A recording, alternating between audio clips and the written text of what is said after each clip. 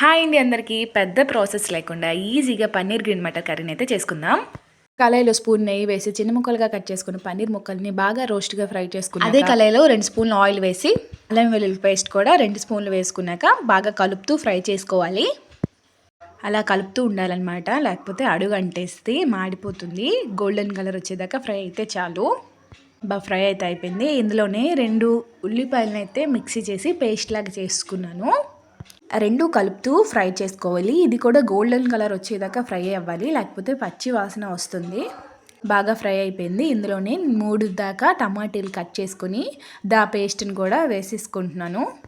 ఇప్పుడు మూడింటిని కూడా కలుపుతూ దగ్గరగా ఫ్రై చేస్తున్నాను. ఇందులోనే 1 స్పూన్ ఉప్పునైతే వేసాము. అలాగే 1.5 స్పూన్ కారాన్ని కూడా వేసుకోవాలి. 1 స్పూన్ దాకా పసుపు, 1 స్పూన్ గరం మసాలా వేసుకొని అన్నీ కూడా బాగా కలిసేటట్టు కలుపుతూ ఫ్రై చేయాలి. ఇలా ఒక 15 నిమిషాల పాటు ఫ్రై చేసుకోవాలి. బాగా ఫ్రై అయ్యాక ఇందులో గ్రీన్ మటర్ని అయితే వేసుకుంటున్నాను. ఇవైతే పచ్చివి, ఉడకబెట్టలేదు.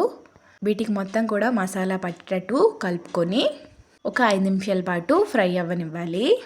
ఫ్రై అయ్యాక 1 గ్లాస్ దాకా వాటర్ని అయితే వేసుకున్నాను.